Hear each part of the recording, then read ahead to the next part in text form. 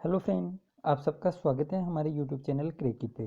दोस्तों, आज से हम हिमाचल प्रदेश टेट के पेपरों की श्रृंखला शुरू कर रहे हैं। इससे पहले हमने हरियाणा टेट, यूपी टेट और राजस्थान की जो रेट है ये आरटेट है और RPSC first grade second grade के पेपर हम कंप्लीट कर चुके हैं। अगर आपने नहीं देखे हैं तो वो भी आप देखिए, बहुत ज़्यादा आपको फ़ायदा वो एग्ज़ाम में पहुँचेगा। अब हम बात करते हैं दोस्तों आज के पेपर की। तो आज का पेपर है वो हिमाचल प्रदेश स्टेट का पेपर है, जिसके 30 क्वेश्चन साइकोलॉजी वाले हम इस वीडियो में देखेंगे। और इसकी एग्ज़ाम अभी जस्ट दिसंबर 2020 में एग्ज़ाम हुई है टीजीटी आर्ट्स से। तो ये पेपर हम इस वीडियो में देखेंगे तो आपको पता लगेगा कि जो करंट में जो पेपर है वो लगभग आपकी तैयारी चल रही है उसी के अनुरूप पेपर आ रहे हैं। कुछ परिवर्तन है वो साइकोलॉजी के क्वेश्चन में नहीं हो रहा है। दोस्तों, आप देखना पूरे 30 क्वेश्चन, अगर आपकी तैयारी ठीक ठाक है तो भी आप आराम से 25 प्लस ले जाएंगे। अपने आप पर विश्वास है वो रखिए और पेपर देखिए, बहुत शानदार क्वेश्चन है वो पूछे गए हैं। आपको लगभग सभी क्वेश्चन है वो आ जाएंगे आराम से। तो दोस्तों, हम बिना किसी हम शुरू करते हैं आज का हमारा वीडियो आप लास्ट तक जरूर देखें। तो ये देखिए दोस्तों, पहला क्वेश्चन है, मनोविज्ञान की सबसे पुरानी विधि है आत्मनिरीक्षण विधि, अवलोकन विधि, केस स्टडी विधि और नैदानिक विधि। तो दोस्तों, मनोविज्ञान के इतिहास में जो सबसे पुरानी विधि है वो आत्मनिरीक्षण विधि है, विलियम वुंट के द्वारा दिया गया है। आप सबको पता होगा कि सबसे पुरानी विधि है निरीक्षण विधि। अब हम बात करते हैं अगले क्वेश्चन की।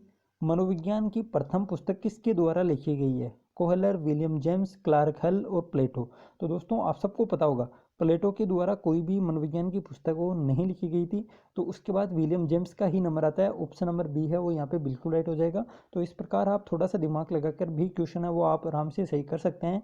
ऑप्शन नंबर बी इसका बिल्कुल राइट हो जाएगा। अब हम बात करते हैं अगले क्वेश्चन की। आनुवंशिकता की असली वाहक हैं। तो दोस्तों, ऐसा का ऐसा क्वेश्चन लास्ट टाइम रीट में भी आया था, आप सबको याद होगा। तो यहाँ पे है कि आनुवंशिकता की असली वाहक कौन है? गुणसूत्र, जीन, कोशिका का केंद्रक और एक्स और वाई गुणसूत्र। तो दोस्तों, आप सबको पता होगा गुणसूत्रों के अंदर ही जीन पाए जाते हैं। तो आनुवंशिकता की असली वाहक होते हैं जीन। जीन के अंदर जीन है वो ही एक पीढ़ी से दूसरी पीढ़ी में, मतलब जो लक्षण प्रकट होते हैं वो जीन के द्वारा ही प्रकट होते हैं। तो जीन इसका राइट आंसर होगा। ऑप्शन नंबर बी इसका भी राइट है। अब हम बात करते हैं अगले क्वेश्चन की। विकास के संदर्भ में निम्न में से कौन सा कथन सत्य नहीं है? दोस्तों, सत्य नहीं है ये बात आप अंडरलाइन करें एग्जाम के अंदर जैसे ही आपको पेपर में मिले, क्योंकि इसके द्वारा भी बहुत सारे क्वेश्चन वो गलत हो जाते हैं जो जस्ट एग्जाम के तुरंत बाद आपको ध्यान में आ जाता है कि यार इसमें तो नहीं है, वो मेरे को दिखाई नहीं। तो ऐसा गलती आपको नहीं करनी है। यहाँ पे है कि विकास के संदर्भ में कौन सा कथन सत्य नहीं है, मतलब असत्य कथन कौन सा है, ये बात हमको ढूंढनी है। तो पहला कथन है, विकास की प्रत्येक अवस्था में अपने खतरे हैं। बिल्कुल सही बात है कि विकास की प्रत्येक अवस्था में अपने अपने खतरे होते हैं। शेष अवस्था में अलग होते हैं, बाल्यावस्था में अलग खतरे हैं, किशोरावस्था में अलग हैं, प्रौढ़ावस्था में अलग हैं। तो विकास की प्रत्येक अवस्था में अपने खतरे हैं, ये बात एकदम सही है। विकास उकसाने या बढ़ावा देने से नहीं होता है। दोस्तों, विकास उकसाने और बढ़ावा देने से होता है। यहाँ पे यही गलत कथन है, मतलब ऑप्शन नंबर बी है वो इसका राइट हो जाएगा। अब उकसाने या बढ़ावा देने से कैसे होता है? दोस्तों, आप सबको पता होगा एक छोटा बच्चा होता है जो मतलब पैर से ढंग से चलना नहीं आता, तो हम उसको उकसाते ही तो हैं कि बेटा चल चल, इसको पकड़ के चल। तो ये उकसाने या बढ़ावा देने से वो चलना सीख जाता है, तो विकास होता है। मतलब विकास है वो उकसाने और बढ़ावा देने से होता है। ऑप्शन नंबर बी है वो बिल्कुल राइट हो जाएगा। विकास सांस्कृतिक परिवर्तनों से प्रभावित होता है। तो दोस्तों, विकास है वो सांस्कृतिक परिवर्तनों से भी प्रभावित होता है और विकास की प्रत्येक अवस्था की अपनी विशेषताएं होती हैं, ये बात भी यहाँ पे सही है। तो ऑप्शन नंबर बी है वो इसका राइट आंसर हो जाएगा। फिर आता है अगला क्वेश्चन। विकास की गति एक व्यक्ति से दूसरे व्यक्ति में अलग अलग होती है, परंतु ये स्वरूप का पालन करती है। मतलब विकास की गति है वो हर व्यक्ति में अलग अलग होती है, परंतु ये इस स्वरूप का पालन करती है। तो कौन सा स्वरूप है? पैर से सिर की ओर। तो दोस्तों, पैर से सिर की ओर विकास नहीं होता है, सिर से पैर की ओर होती है। आप सबको पता होगा मस्तकोद्मुखी सिद्धांत। तो ऑप्शन है वो नहीं होगा। बेतरतीब ये भी नहीं होता है दोस्तों। अप्रत्याशित ये भी नहीं होता। आप सबको पता है कि विकास की भविष्यवाणी है वो की जा सकती है। तो यहाँ पे हो जाएगा क्रम के अनुसार और व्यवस्थित रूप से विकास है वो होता है। ऑप्शन नंबर डी है वो यहाँ पे बिल्कुल राइट हो जाएगा कि विकास की गति एक व्यक्ति से दूसरे व्यक्ति में अलग अलग होती है, परंतु ये अनुक्रमिक और व्यवस्थित होती है। अनुक्रमिक का मतलब ये है कि क्रम के अनुसार चलती है। ऐसा नहीं है कि किसी के अंदर दूसरे क्रम से हो जाए और किसी दूसरे के अंदर दूसरे क्रम से हो जाए। तो ऐसा नहीं होता है कि विकास की गति है वो सभी मनुष्य में या सभी एक ही जाति के जो प्राणी होते हैं उनमें एक ही क्रम के अनुसार विकास है वो होता है। फिर बात करते हैं दोस्तों अगले क्वेश्चन की। मनोविज्ञान ने सर्वप्रथम आत्मा का त्याग किया, फिर मन का त्याग किया, फिर उसने अपनी चेतना को त्यागा। इसने अभी भी एक ढंग के व्यवहार को अपनाया हुआ है। यह कथन किसका है? तो दोस्तों, बहुत बार एग्जाम में आता है। पहला है ऑप्शन टिचनर, वुंट, वुडवर्थ और मैकडूगल। तो दोस्तों, आप सबको पता होगा मनोविज्ञान का जो ये अर्थ यात्रा परिभाषा वो वुडवर्थ ने दी है। सबसे पहले आत्मा का त्याग किया, फिर मन का किया, फिर चेतना का त्याग किया, और उसने अभी भी व्यवहार को अपनाया हुआ। तो ये जो मनोविज्ञान की अर्थ यात्रा परिभाषा वो वुडवर्थ के द्वारा दी गई है। ऑप्शन नंबर सी है वो यहाँ पे बिल्कुल राइट हो जाएगा। फिर आता है दोस्तों अगला क्वेश्चन, समाजीकरण को प्रक्रिया में शामिल है, मतलब समाजीकरण की प्रक्रिया में शामिल है मूल्यों और विश्वासों का अर्जन, एक संस्कृति की रीतियों और मानदंडों को सीखना, समाज के मानदंडों का अनुकूलन, और ये सभी। तो दोस्तों समाजीकरण में सभी प्रक्रियाएं आती हैं। ऑप्शन नंबर 4 है वो यहाँ पे बिल्कुल राइट हो जाएगा। फिर अगला क्वेश्चन, प्याजे की शेषावस्था को कहा है, प्याजे ने शेषावस्था को क्या कहा है? तो दोस्तों शेषावस्था को कहा है संवेदी प्रेरक अवस्था। प्याजे ने जो विकास की 4 अवस्थाएं बताई हैं उसमें सबसे पहली अवस्था 0 से 2 वर्ष संवेदी प्रेरक अवस्था, उसके बाद 2 नंबर की अवस्था पूर्व संक्रियात्मक अवस्था, जिसकी जो मतलब वर्ष बताई है वो है 2 से 7 वर्ष, और मूर्त संक्रियात्मक अवस्था है 7 से 11 वर्ष, और औपचारिक संक्रियात्मक अवस्था है 11 वर्ष से अधिक। तो इस प्रकार जो प्याजे ने 4 अवस्थाएं बताई हैं वो हैं दोस्तों 1 या 2 क्वेश्चन है वो साइकोलॉजी में फिक्स होते हैं। 10-15 क्वेश्चन तो आपको उन्हीं टॉपिकों में से देखने को मिलेंगे। जैसे अधिगम वाले टॉपिक में प्याजे से एक क्वेश्चन डेफिनेटली आने वाला है, एक क्वेश्चन है वो वाइगोत्स्की से आने वाला है। तो आप ये दोनों चीज़ें वो आराम से पढ़ लें दोस्तों, एकदम कंठस्थ कर लें। जो मतलब वाइगोत्स्की है वो तो 1 पेज का भी नहीं है, प्याजे है वो मान सकते हैं कि 1-1.5 पेज का प्याजे है, लेकिन आपको 1-1.5 पेज से 2 क्वेश्चन मिल रहे हैं तो आपको जरूर तैयार करना है, ढंग से तैयार करना है। तैयारी का मतलब है एकदम से ढंग से, ताकि आपका जो 1 या 2 क्वेश्चन जो भी आते हैं वो गलत नहीं हो। अब हम बात करते हैं दोस्तों अगले क्वेश्चन की। वाइगोत्स्की के अनुसार सीखने को पृथक नहीं किया जा सकता। तो दोस्तों अभी मैं बात कर रहा था, एक क्वेश्चन तो डेफिनेटली वाइगोत्स्की और एक क्वेश्चन प्याजे, ये 2 क्वेश्चन अधिगम वाली यूनिट से कन्फर्म आपके भी आएंगे, रीड के अंदर देख लेना आप। तो वाइगोत्स्की ने सीखने को पृथक नहीं किया जा सकता पुनर्बलन से। तो दोस्तों वाइगोत्स्की वो पुनर्बलन की बात ही नहीं करता। व्यवहार में मापने योग्य परिवर्तन से ये भी नहीं होगा। प्रत्यक्षीकरण और अवधारणात्मक प्रक्रियाओं से ये भी बात नहीं करता। वाइगोत्स्की करता है सामाजिक संदर्भ से, सामाजिकता में बच्चा वो सीखता जाता है। तो सामाजिक स्थली को उन्होंने सबसे ज़्यादा महत्व दिया वाइगोत्स्की ने। तो उसके सामाजिक जो संदर्भ से सीखने को पृथक नहीं किया जा सकता वाइगोत्स्की के अनुसार। तो ऑप्शन नंबर डी है वो यहाँ पे बिल्कुल राइट हो जाएगा। फिर है दोस्तों अगला क्वेश्चन, प्रचलित योजनाओं में नई जानकारी जोड़ने को किस नाम से जाना जाता है? प्रचलित योजनाओं में नई जानकारी जोड़ने को या पूर्व जो ज्ञान है उसमें नई जानकारी जोड़ने को किस नाम से जाना जाता है दोस्तों?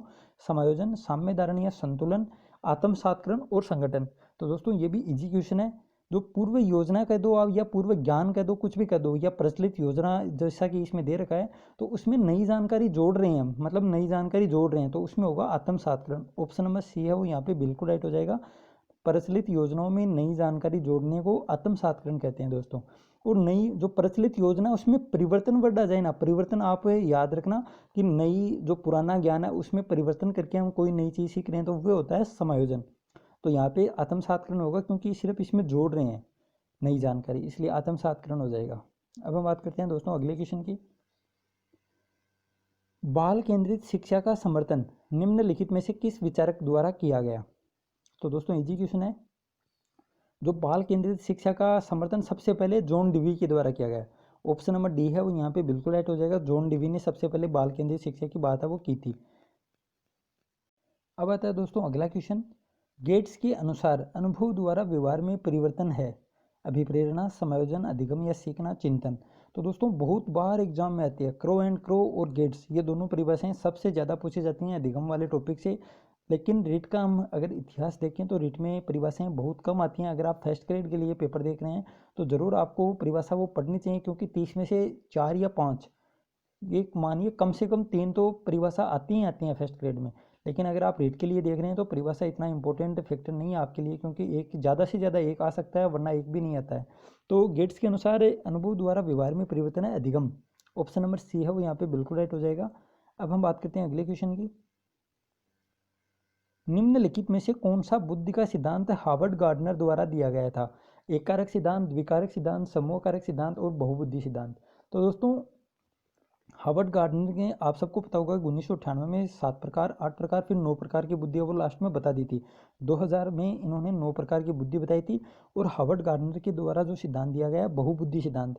एक कारक सिद्धांत है वो दोस्तों बिन्ने का है, द्विकारक स्पीरमैन का है, समूह कारक आप सबको पता होगा थर्स्टन का है। तो आप सबको ये बुद्धि के 7-8 सिद्धांत है वो ध्यान में रखने हैं। इनमें से एक क्वेश्चन है वो डेफिनेटली आता है, आप जरूर इसको ध्यान में रख के जाएं दोस्तों। बुद्धि वाले टॉपिक में एक सिद्धांत जरूर पूछा जाएगा, चाहे आप किसी भी कंपटीशन की तैयारी कर रहे हैं।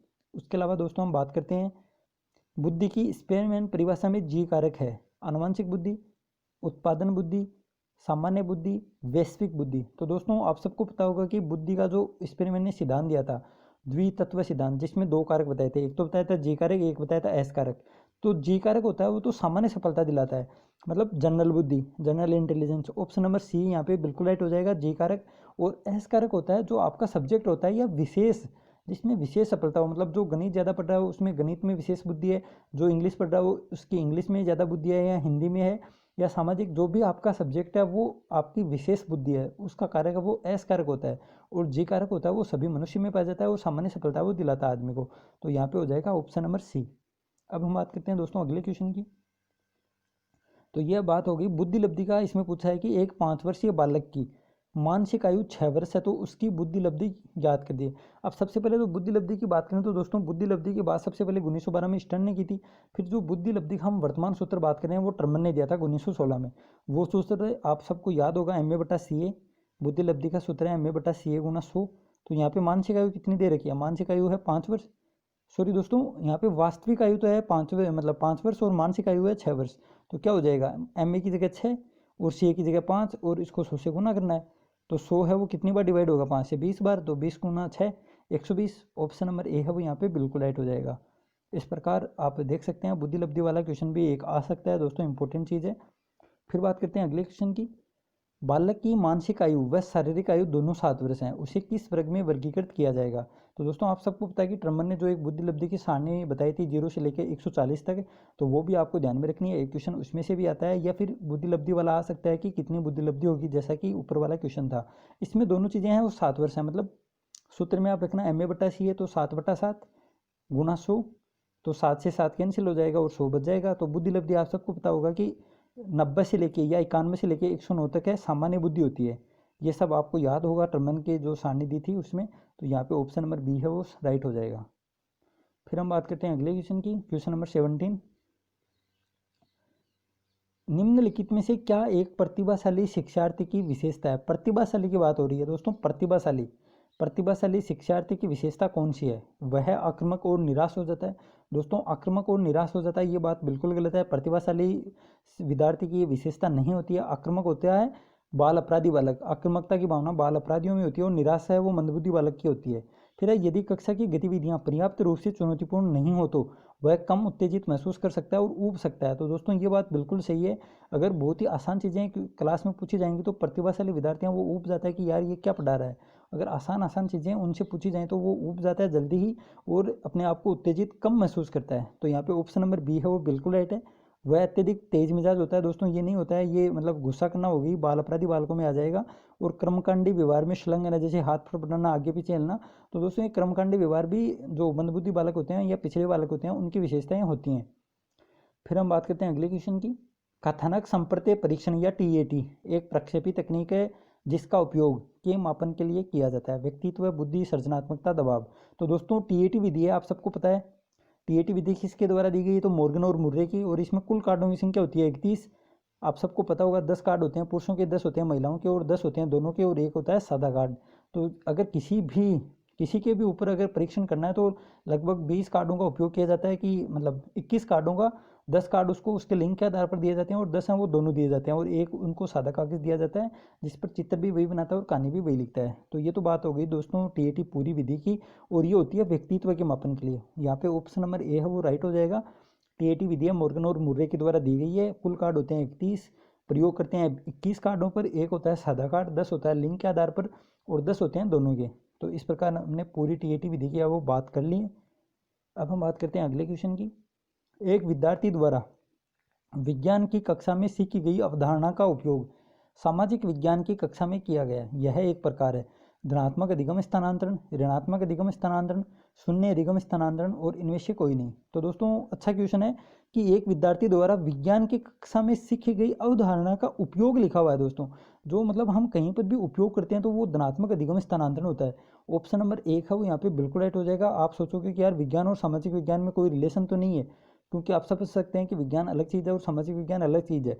लेकिन यहाँ पे साफ साफ लिखा जा रहा है कि विज्ञान की कक्षा में सीखी गई अवधारणा का उपयोग सामाजिक विज्ञान की कक्षा में किया गया, तो ये धनात्मक अधिगम स्थानांतरण ही होगा, क्योंकि वो पूर्व ज्ञान का उपयोग कर रहा है, तो यहाँ पे धनात्मक अधिगम स्थानांतरण हो जाएगा। ऑप्शन नंबर ए है वो बिल्कुल राइट है।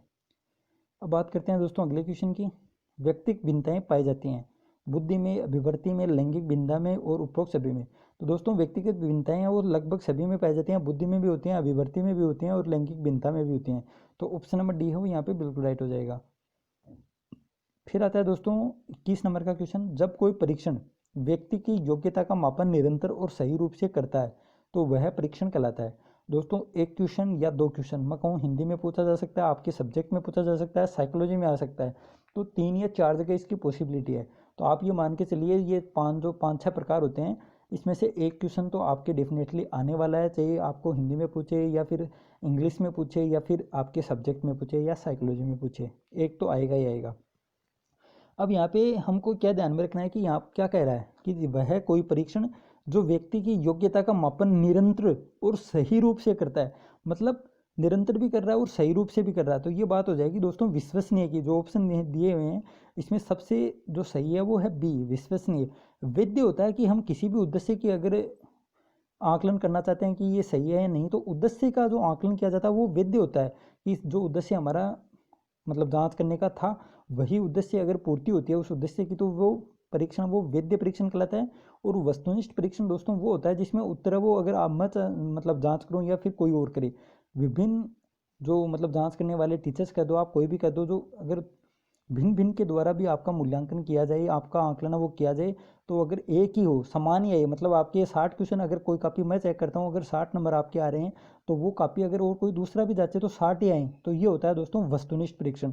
मतलब आपके नंबरों में कोई फेरबदल नहीं होना चाहिए, वस्तुनिष्ठ परीक्षणों में कोई फेरबदल नहीं होता है, आपके जितने हैं अगर मैं जांचता हूँ तो भी उतने आएंगे और कोई दूसरा जांचेगा तो भी उतने ही आएंगे, तो वस्तुनिष्ठ परीक्षण होते हैं वो। और विश्वसनीय प्रश्न में दे रखा है, वैध होता है कि जो उद्देश्य हमने सेट किया था कि इस उद्देश्य का हमें मूल्यांकन करना है, तो अगर उसकी पूर्ति होती है तो वो परीक्षण कहलाता है वैध परीक्षण।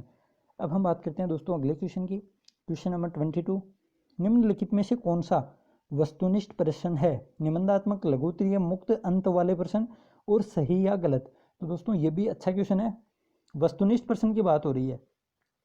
तो वस्तुनिष्ठ प्रश्न में दोस्तों एक तो ऑब्जेक्टिव टाइप आता है, एक आता है सही या गलत वाला, ऑप्शन नंबर डी, यस या नो। तो दोस्तों ऑप्शन नंबर डी है वो इसका राइट आंसर हो जाएगा। अब हम बात करते हैं अगले क्वेश्चन की। विशेष आवश्यकता वाले बच्चों को शिक्षा प्रदान की जानी चाहिए। विशेष आवश्यकता मतलब विशेष आवश्यकताओं को जो शिक्षा दी जाती है वो समावेशी शिक्षा कहलाती है दोस्तों। बहुत बार क्वेश्चन आया है, हमने मतलब एच टेट वाले पेपर सोल्व किए थे या फिर यूपी टेट में, हर पेपर में आपको 1 या 2 क्वेश्चन मिलेंगे, आप उनको जरूर देखें। समावेशी शिक्षा से संबंधित रेट में लास्ट टाइम 2 या 3 क्वेश्चन आए थे, आपको ध्यान में रखना चाहिए। ये टॉपिक है वो बहुत कम गाइडों में, बहुत कम गाइडों में बात कर रहा हूँ मैं कि बहुत ही कम गाइडों में या बहुत ही कम कोचिंगों में इसका अध्ययन है वो कराया जाता है, लेकिन लास्ट टाइम रेट में 3 क्वेश्चन पूछे गए थे, तो ये आपको एकदम बड़े तरीके से तैयार करके जाना है। हो सकता है कि इस बार भी क्वेश्चन वो आ जाए, तो आप नेट पे सर्च कर लेना विशेष आवश्यकता वाले बच्चों के लिए क्या क्या किया जाना चाहिए। तो यहाँ पे है अन्य सामान्य बच्चों के समान, विशेष स्कूलों में विशेष बच्चों के लिए विकसित विधियों द्वारा, विशेष विद्यालयों में और विशेष स्कूलों में विशेष शिक्षकों द्वारा। दोस्तों विशेष आवश्यकता वाले बच्चों को शिक्षा प्रदान की जाए अन्य सामान्य बच्चों के साथ, यही समावेशी शिक्षा होती है। तो ऑप्शन नंबर ए है वो यहाँ पे बिल्कुल राइट हो जाएगा। फिर हम बात करते हैं अगले क्वेश्चन की। क्वेश्चन नंबर 24 दोस्तों वही क्वेश्चन रिपीट हो गया है यहाँ पे। सभी के लिए विद्यालय में सभी के लिए शिक्षा निम्नलिखित में से किसका प्रचार वाक्य हो सकता है? सशक्तिशील शिक्षा, समावेशी शिक्षा, सहयोगात्मक शिक्षा और पृथक शिक्षा। तो सभी के लिए विद्यालय में सभी के लिए शिक्षा ये होती है दोस्तों समावेशी शिक्षा। ऑप्शन नंबर बी, इसकी बात हम पहले क्वेश्चन में कर चुके हैं, तो यहाँ पे हो जाएगा ऑप्शन नंबर बी बिल्कुल राइट है। फिर है दोस्तों डिसकैलकुलेलिया, अधिगम असक्तता। आप सबको पता है कि इससे भी एक क्वेश्चन डेफिनेटली आता है, नामक अधिगम असक्तता संबंधित है। डिसकैलकुलेलिया मतलब कैलकुलेटर, ये ट्रिक होती है जिससे आप क्वेश्चन है वो राइट कर सकते हैं दोस्तों, क्योंकि रटा नहीं जाएगा, हर चीज़ है आपको थोड़ी बहुत हिंट बनानी पड़ेगी अपने मन के अंदर की। कैलकुलेलिया से मतलब है कैलकुलेटर, और कैलकुलेटर हम गणित में उपयोग करते हैं, तो यहाँ पे गणितीय विकार से ऑप्शन नंबर बी है वो यहाँ पे बिल्कुल राइट हो जाएगा। अब बात करते हैं दोस्तों अगले क्वेश्चन की। शिक्षक ने रीता से कहा उसने गृह कार्य पूरा नहीं किया है अतः उसे खेल की कक्षा से वंचित रखा जाएगा, यह उदाहरण है। तो दोस्तों यहाँ पे साफ साफ लिखा हुआ है कि शिक्षक ने रीता से कहा कि तुमने गृह कार्य पूरा नहीं किया है इसलिए तुझे खेल की कक्षा से वंचित, वंचित मतलब दंड, ऑप्शन नंबर बी है वो यहाँ पे बिल्कुल राइट हो जाएगा। दोस्तों ये पुनर्बलन धनात्मक भी नहीं है, नकारात्मक भी नहीं है, मूर्त पुरस्कार भी नहीं है, वंचित रखा जाएगा, मतलब ये एक प्रकार का दंड है। ऑप्शन नंबर बी है बिल्कुल राइट है। अब बात करते हैं दोस्तों अगले क्वेश्चन की। क्वेश्चन नंबर 27, फ्राइड के अनुसार व्यक्तित्व का कौन सा तत्व सुखवादी सिद्धांत पर कार्य करता है? इदम, अहम, प्राहम, इनमें से कोई नहीं। तो दोस्तों फ्राइड ने जो सिद्धांत दिया था उसमें सुखवादी सिद्धांत कह दीजिए या भौतिकवादी सिद्धांत कह दीजिए या मतलब मजे लेने का सिद्धांत कह दीजिए, सभी जो दुराचारी इच्छाएं होती हैं वो इसी में काम आती हैं। इसमें व्यक्ति किसी के बारे में नहीं सोचता, सिर्फ अपना सोचता है, तो ये होता है दोस्तों इदम। ऑप्शन नंबर ए है ये बिल्कुल राइट है, इसको सुखवादी सिद्धांत कहते हैं। और अहम जो स्थिति होती है वो यथार्थता में जीता है, वास्तविकता में जीतता है, तो यहाँ पे ऑप्शन नंबर एक हो जाएगा सुखवादी सिद्धांत इदम। अब हम बात करते हैं दोस्तों अगले क्वेश्चन की। बहुत ही शानदार क्वेश्चन है दोस्तों। आउट ऑफ द बॉक्स चिंतन किससे संबंधित है? तो यहाँ पे एक ट्रिक काम में लेना दोस्तों। पहले ऑप्शन देख लेते हैं, सुसंगत चिंतन, स्मृति आधारित चिंतन, अपसारी चिंतन और अभिसारी चिंतन। तो आपको पहले भी मैंने एक ट्रिक बताई थी, अभि का मतलब अभिसारी, और इसमें भी भय रहा है, और प्रतिभाशाली इसमें भी भय आ रहा है, तो भय से भय मिला लेना ताकि आपको कंफ्यूज है वो एग्जाम में नहीं हो बिल्कुल भी। अभिसारी प्रतिभाशाली में पाया जाता है, अपसारी है वो सृजनात्मक बालकों में पाया जाता है। तो यहाँ पे क्या बोल रहा है, आउट ऑफ द बॉक्स चिंतन, मतलब एक बॉक्स मान लीजिए कि आपको इसके अंदर अंदर सोचना है, तो ये बात हो गई दोस्तों प्रतिभाशाली की। मान लीजिए किसी किताब देती और उसको रटना है, तो प्रतिभाशाली रट लेंगे एक दिन में, और ये हो जाएगा अभिसारी चिंतन। तो ये दोस्तों इन ऑफ द बॉक्स चिंतन होता है, इन ऑफ द बॉक्स चिंतन। आउट ऑफ द बॉक्स चिंतन होता है कि समग्र जानकारी लेना, तो ये होता है दोस्तों अपसारी चिंतन। ऑप्शन नंबर सी है वो यहाँ पे बिल्कुल राइट हो जाएगा। आउट का मतलब बाहर, खुला वातावरण, तो आउट ऑफ द बॉक्स चिंतन होता है अपसारी चिंतन, और इन ऑफ द बॉक्स चिंतन होता है अभिसारी चिंतन। तो ये दोनों चीज़ें आपको ध्यान में रखना। एक नया फैक्ट वो मिला है इस पेपर में। फिर अब प्रयास एवं त्रुटि का सिद्धांत किसके द्वारा प्रतिपादित किया गया है? पावलोव, स्किनर, थॉर्नडाइक और हल। तो दोस्तों बहुत बार रिपीट होता है ये। तो प्रयास और त्रुटि का सिद्धांत है वो थॉर्नडाइक के द्वारा दिया गया है। ऑप्शन नंबर सी है वो बिल्कुल राइट है। फिर बात करते हैं दोस्तों आज के लास्ट क्वेश्चन की, 30वां क्वेश्चन। उस सिद्धांत का नाम बताइए जो समस्या के आकस्मिक समाधान के विकसित करता है। क्रिया प्रस्तुत अनुबंधन, सूझ का सिद्धांत, प्रयास एवं त्रुटि का सिद्धांत और प्राचीन अनुबंधन। तो दोस्तों बहुत ही इजी क्वेश्चन है। समस्या के आकस्मिक, आकस्मिक मतलब अचानक से, तो ये होता है दोस्तों सूझ का सिद्धांत, जिसको वर्दिमर, कोहलर और कोफका ने विकसित किया था। सूझ का सिद्धांत ऑप्शन नंबर बी है वो यहाँ पे बिल्कुल राइट हो जाएगा। तो दोस्तों इस प्रकार हमने एचपी टेट 2019 है या 20 है, मेरे मतलब मुझे पता नहीं है, लेकिन ये इसकी एग्ज़ाम वो अभी जस्ट हुई थी, दिसंबर 2020 में एग्ज़ाम हुई थी। आर्ट्स का है ये, टीजीटी आर्ट्स का। पूरे क्वेश्चन हमने कर लिए हैं। उम्मीद है आपको वीडियो पसंद आया होगा और आपकी तैयारी है एकदम से अच्छे से चल रही होगी। तो दोस्तों मिलते हैं जल्दी दूसरी वीडियो में। Thank you. जय हिंद, जय भारत।